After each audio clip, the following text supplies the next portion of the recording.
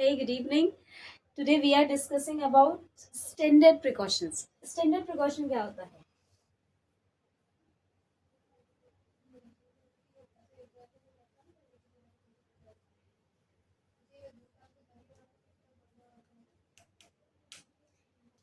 आज हम डिस्कस करेंगे स्टैंडर्ड प्रिकॉशन। स्टैंडर्ड प्रिकॉशंस क्या होते हैं? जो भी कोई हॉस्पिटल एक प्रोफेशन है उसको स्टैंडर्ड प्रिकॉशन एक ऐसी चीज है कि हम किसी भी हॉस्पिटल में काम करते हैं तो उसकी स्टैंडर्ड को रिप्रेजेंट करने को, मतलब उस प्रोफेशन में उस सेक्टर में क्या क्या चीज़ें फॉलो होती हैं फॉर पेशेंट सेफ्टी और स्टाफ सेफ्टी। क्योंकि हम जब हेल्थ केयर फैसिलिटीज़ में काम करते हैं तो हमें सबसे ज़्यादा इम्पोर्टेंट होता है कि हमारा स्टाफ भी सफ़र ना करे, उसको भी कोई डिजीज़ ना हो और हम अपने पेशेंट एंड अटेंडेंट को ऑल्सो रिजर्व कर सकें। तो आज हम डिस्कस करेंगे स्टैंडर्ड प्रिकॉशन। स्टैंडर्ड प्रिकॉशन को यूनिवर्सल प्रिकॉशन भी पहले कहा जाता था। स्टैंडर्ड प्रिकॉशंस क्या होता है? स्टैंडर्ड मतलब जो हम प्रिकॉशंस को फॉलो करते हैं, जैसे कि हम अपने पेशेंट साइड पे कैप, मास्क, गाउन, पीपी जो होता है अप्रोप्रिएट पीपी, कोई भी काम अगर हम करते हैं, कोई भी प्रोसीजर हम कर रहे हैं तो अप्रोप्रिएट पीपी यूज करना, वो हमारे स्टैंडर्ड प्रिकॉशंस में आते हैं। स्टैंडर्ड प्रिकॉशंस में क्या क्या आते हैं? जैसे कि हमने कैप मास्क लगा के हम काम करते हैं, ठीक है, ग्लव्स पहन के हम काम करते हैं, हैंड हाइजीन करते हैं। मोस्ट प्रोबेबली सबसे ज्यादा इफेक्टिव वे जो है हमारा इन्फेक्शन को प्रिवेंट करने के लिए hand hygiene. Hand hygiene is a most effective way जिससे हम इन्फेक्शन को कम कर सकते हैं, रोक नहीं सकते बट बहुत ज्यादा अमाउंट में हम उसको डिक्रीज कर सकते हैं। Cap, mask, gown and hand hygiene also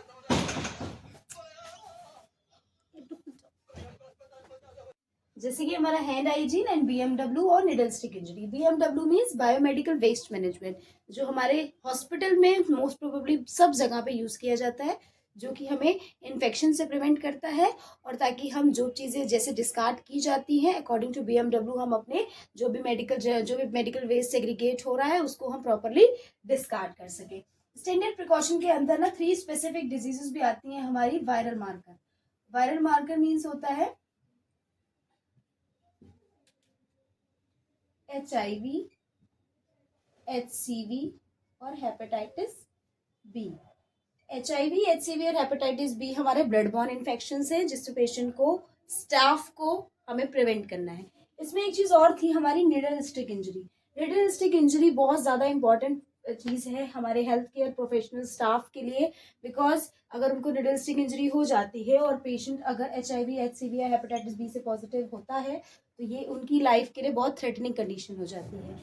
तो हम इसके लिए क्या प्रिकॉशंस फॉलो करते हैं? हम स्टैंडर्ड प्रिकॉशन को ही HIV, HCV और हेपेटाइटिस बी के लिए फॉलो करते हैं। और इसमें क्या होता है, हमें पेशेंट की कॉन्फिडेंशियलिटी को मेंटेन करना होता है। पेशेंट की कॉन्फिडेंशियलिटी मीन्स पेशेंट को अगर HIV या HCV पॉजिटिव है पेशेंट, तो हमें दूसरे पेशेंट के अटेंडेंट को या दूसरे पेशेंट को पता ना लगे, क्योंकि अगर हम आजकल के टाइम पे अगर किसी दूसरे पर्सन को पता चले कि हमारा पेशेंट भी किसी HIV पेशेंट के साथ सफर कर रहा है तो ये बहुत ज्यादा उनके लिए प्रॉब्लम की बात होती है। वो बहुत ज्यादा हाइपर हो जाते हैं कि ऐसा क्यों है।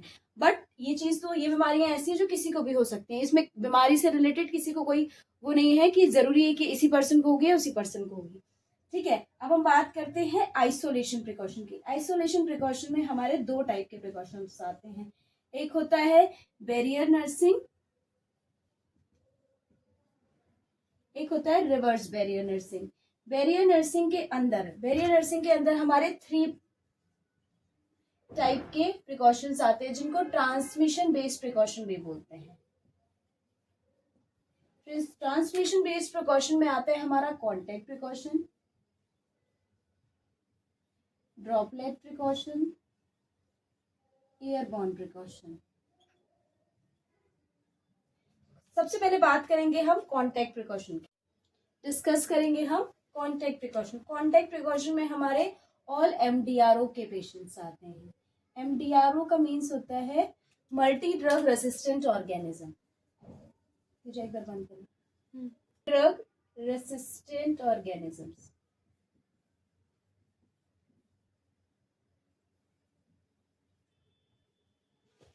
ऑल MDRO मतलब कि जो पेशेंट जिनकी इम्यूनिटी बहुत ज़्यादा वीक हो जाती है, तो बहुत सारे ग्रुप ऑफ 3 एंटीबायोटिक से रेसिस्टेंट हो जाते हैं, उनको हम कॉन्टैक्ट प्रिकॉशन में लगते हैं, क्योंकि क्रॉस इन्फेक्शन का सबसे ज़्यादा चांस हमारा कॉन्टैक्ट प्रिकॉशन में। आपने सुना होगा कि अगर किसी के कैथेटर उनका जो कैथेटर का सैंपल गया, यूरिन कल्चर, ठीक है, यूरिन कल्चर में अगर कैंडिडा आ जाता है, तो Candida is a fungal infection. Fungus एक जगह पे अगर लग जाती है तो वो जल्दी नहीं जाती, इसलिए हम क्रॉस इन्फेक्शन को सबसे ज़्यादा प्रिवेंट करते हैं। कॉन्टैक्ट, पहले हमारा हैंड हाइजीन है, देन अप्रोप्रिएट पीपी। थक गई हूँ, बंद कर दूँ क्या? थर्ड है हमारा ड्रॉपलेट प्रिकॉशन। ड्रॉपलेट प्रिकॉशन में हमारा इन्फ्लुएंजा के पेशेंट्स आते हैं,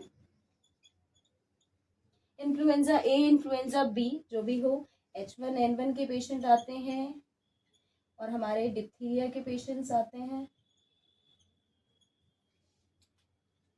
इसमें क्या होता है, पेशेंट के लिए सिंगल रूम की रिक्वायरमेंट होती है।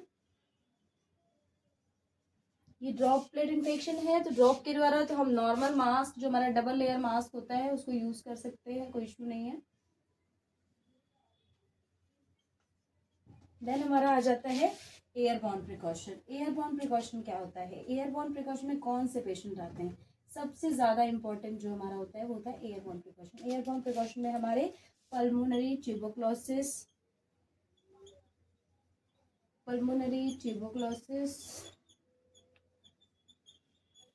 Chicken pox also a contact precaution, because skin infection है तो उसको हम कॉन्टैक्ट प्रिकॉशन में भी कंसीडर करते हैं। चिकन पॉक्स, हमारा herpes simplex, herpes zoster,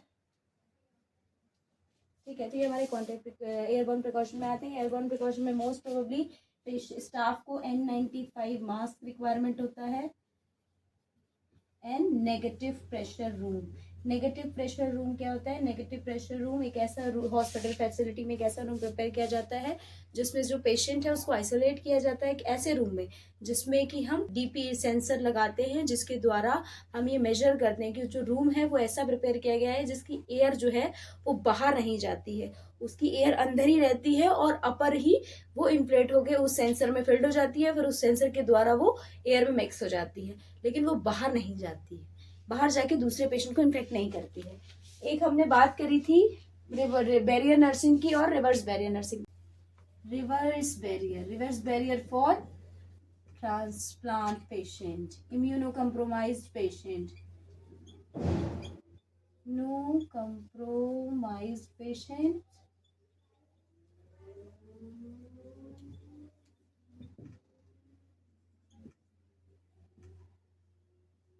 neutropenia patient जिनका WBC काउंट कम होता है, ऑल ट्रांसप्लांट पेशेंट।